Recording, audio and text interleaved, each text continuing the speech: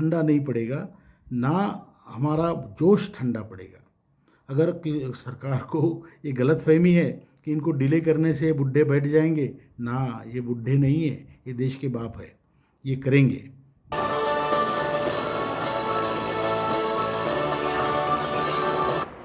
मनोज साहब, आप पिछले काफ़ी दिनों से रैलियां और सभाएं कर पेंशनरों को जागृत कर रहे हैं।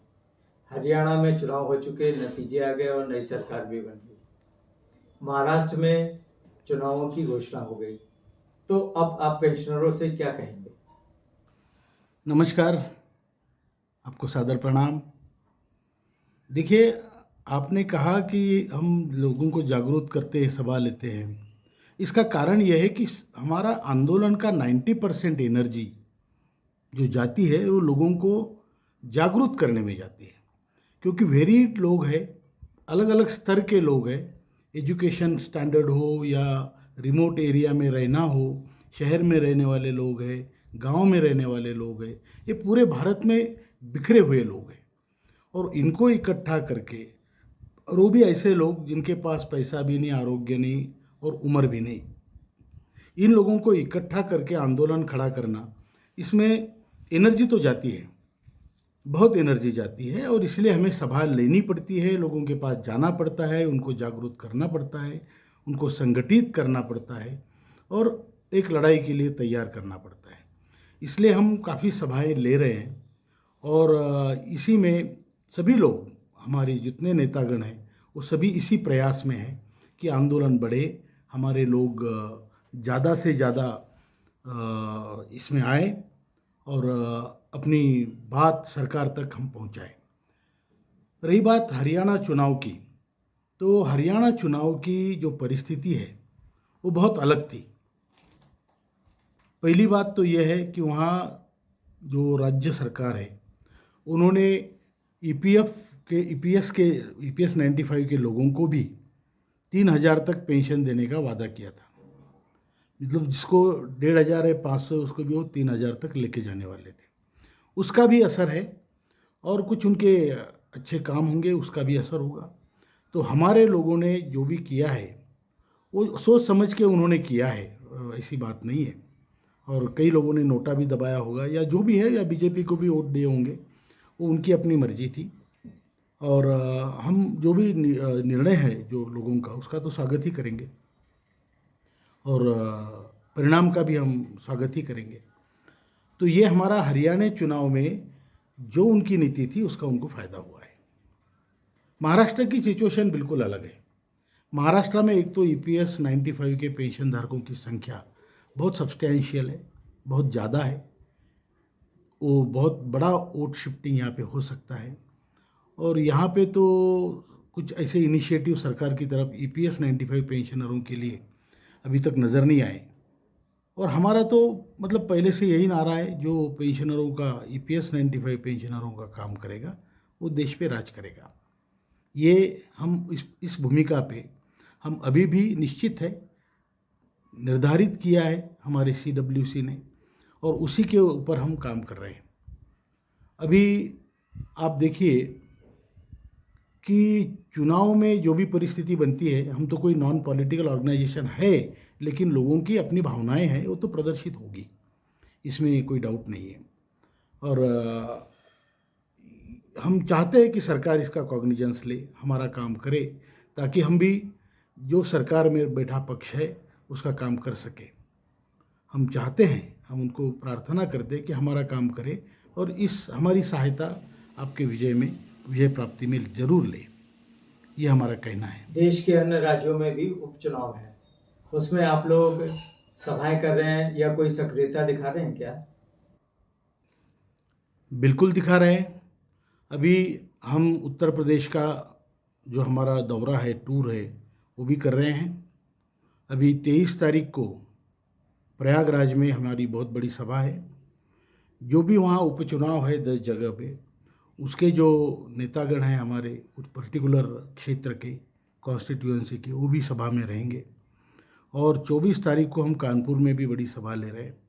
और इन सभाओं में पेंशनर को जागरूक तो करेंगे ही, बल्कि जो संगठन की नीति है इलेक्शन के मामले में, जो हमारा कहना है, जो हम उजागर तरीके से हमने कहा है, दिल्ली के जंतर मंतर से कहा है, मुंबई में आज़ाद मैदान से कहा है, वही नीति हम उन वहाँ प्रसारित करेंगे।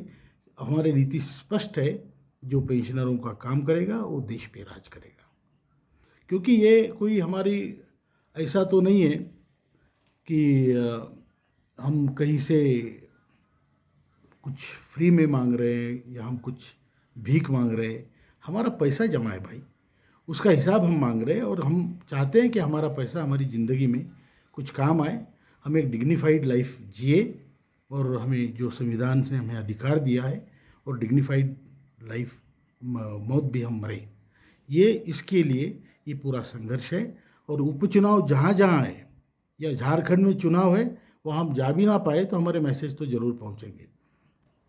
इन 1.5-2 महीनों में अन्य राज्यों में पेंशन आंदोलन ठंडा न पड़ने पाए, इसके लिए आपकी कोई प्लानिंग है क्या? और इस बीच सरकार से कोई वार्ता की संभावना है?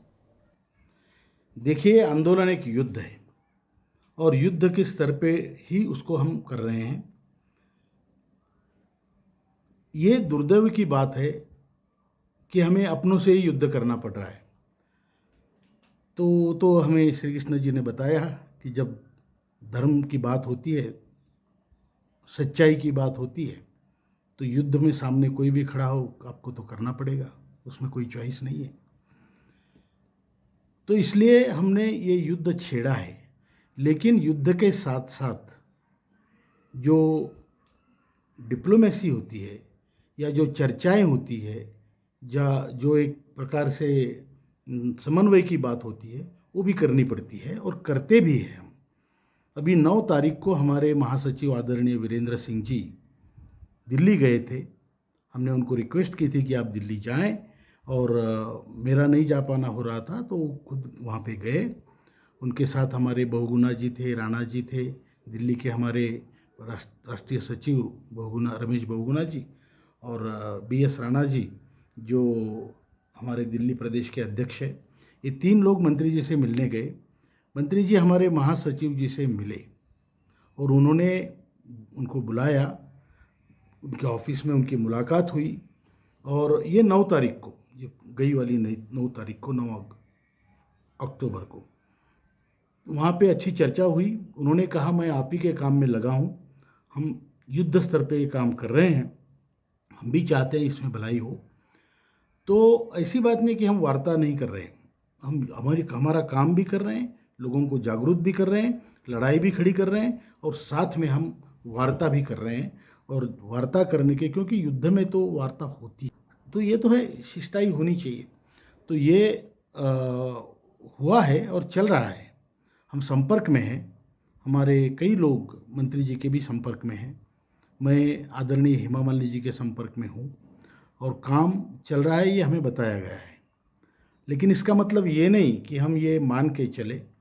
हमने तो वही कहा है कि जो हमारा काम करेगा वो तो उसका फ़ायदा होगा और हमारा भी फ़ायदा होना चाहिए, ये हमने कहा है और उसी दिशा में हम काम कर रहे हैं। रही बात आंदोलन ठंडा पड़ने की, वो आंदोलन कभी ठंडा नहीं पड़ेगा, वो बढ़ता जाएगा। ये बहुत बड़ी समस्या है और सच्ची समस्या है, जेन्युइन प्रॉब्लम है ये। तो आंदोलन ख़त्म नहीं होगा। अब वहाँ से अभी देखिए, हम इतना 6 राज्यों का 7 राज्यों का दौरा करने परसों से निकल पड़ रहे हैं, सोमवार से 21 तारीख से। फिर उसमें जबलपुर, रीवा, कानपुर, प्रयागराज, टनकपुर, मंडी और भिलवाड़ा, नीमच, उज्जैन, इतनी सभाएं हम करेंगे। उसी प्रकार अभी उसके बाद हमारा साउथ का दौरा शुरू होगा और वो भी अभी नियोजित है। हमारे आदरणीय रमाकांत नरगुण जी जो हमारे मुख्य समन्वयक है देश के, वो उस पर काम कर रहे हैं। तो ये चलेगा, आंदोलन ठंडा नहीं पड़ेगा, ना हमारा जोश ठंडा पड़ेगा। अगर सरकार को ये गलतफहमी है कि इनको डिले करने से बुढ़े बैठ जाएंगे, ना, ये बुढ़े नहीं है, ये देश के बाप है। ये करेंगे, बहुत बढ़िया तरीके से करेंगे, अपनी पूरी जिद के साथ, हिम्मत के साथ करेंगे। हम ऐसे हारने वाले नहीं हैं। सरकार द्वारा बीच बीच में ये संदेश दिया जाता है कि EPS 95 पेंशनरों का काम हो रहा है। श्रम मंत्री ने भी पिछले कुछ दिनों पहले ये बात दोहराई थी, पर अभी तक कुछ हुआ नहीं। तो क्या चुनाव के बीच में या चुनाव के बाद कुछ ठोस कार्रवाई होने की संभावना है क्या? नहीं, सही कहा आपने कि इनिशिएटिव सब तरफ से चल रहे हैं। मैं ईपीएफओ के जो बड़े अधिकारी हैं उनके संपर्क में भी हूँ और बड़े बड़े लोगों का आश्वासन है। आदरणीय प्रधानमंत्री जी का आश्वासन है, आदरणीय वित्त मंत्री जी का आश्वासन है, आदरणीय श्रम मंत्री जी ने कहा है और सभी तरफ से इस पर एफर्ट्स हो रहे हैं। लेकिन आपने बिल्कुल सही कहा कि अभी तक इसका निर्णय नहीं हुआ है और जब तक निर्णय नहीं होता तब तक हमारी लाइफ में कोई बदल नहीं हो सकता। इसलिए हम चाहते हैं कि जल्दी से जल्दी ये निर्णय हो और इसी के ऊपर हम सब लोग प्रयास कर रहे हैं। हमारी तरफ से भी प्रयास है, पॉजिटिव प्रयास है और सरकार की तरफ से भी प्रयास चल रहे हैं। ये हमें दिख रहा है और हम देख भी रहे हैं। और रही बात आचार संहिता की, तो जब हरियाणा की आचार संहिता लगी थी तो तब भी तो यूपीएस का निर्णय हुआ था, आचार संहिता लगने के बाद, बल्कि इलेक्शन से पहले। तो हमारा भी हो सकता है, क्यों नहीं हो सकता है, क्योंकि महाराष्ट्र की आचार संहिता है और ये जो पर्टिकुलर प्रॉब्लम है ये प्रोसेस में है, ये कई दिनों से प्रोसेस में है। तो इसका डिक्लेरेशन पर आचार संहिता का कोई संबंध नहीं है या प्रभाव उसका नहीं है। इसलिए ये निर्णय सरकार ले सकती है, सरकार कैपेबल है और ये निर्णय अगर होता है तो जाहिर है कि हम सब खुश हो जाएंगे और बहुत प्रसन्न मन से हम काम करेंगे। ये तो बिल्कुल जाहिर है। इसलिए हमारी सरकार से आपकी मार्फत ये हम सरकार को हाथ जोड़ के विनती करना चाहते हैं कि इसको अन्यथा ना ले। ये आंदोलन पॉजिटिव है, हमारे देश के हित में है, ये सामाजिक समरसता का विषय है और इस विषय को आपको सॉल्व करना चाहिए, जिससे कि आपको लाखों लोगों की दुआएं मिलेगी और आप देश के प्रति, कामगारों के प्रति आपकी निष्ठा या आपके जो विचार है वो कृति से आप जाहिर करेंगे। इसलिए मेरी प्रार्थना है कि इस विषय को कोई पॉलिटिकल एंगल से मत देखिए। ये आपका अपना देश है और ये आपके अपने लोग हैं और ये अपने जिन्होंने देश में अपने आप को खपाया है, पैसा दिया है आपके पास, वो लोग हैं। इन लोगों का भला करना देश का हित होगा और इसमें संस्कृति का जतन होगा।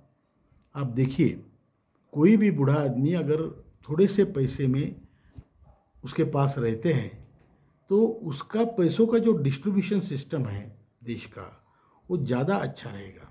उसका मान सम्मान बढ़ा के आप एक कुटुंब को, एक परिवार को आप मजबूत कर रहे हैं। ये थोड़ा देखना चाहिए, क्योंकि वो लोग तो कुछ इधर उधर तो उड़ाएंगे नहीं पैसे, छोटे से पैसे हैं। 7,500 महंगाई भत्ता कोई बड़ी बात नहीं है। तो इसलिए हम ये कहना चाहते हैं कि ये काम जल्दी से जल्दी हो और लोगों के चेहरे पे खुशी आए, खुशहाली से वो जिए, खुशहाली से वो मरे।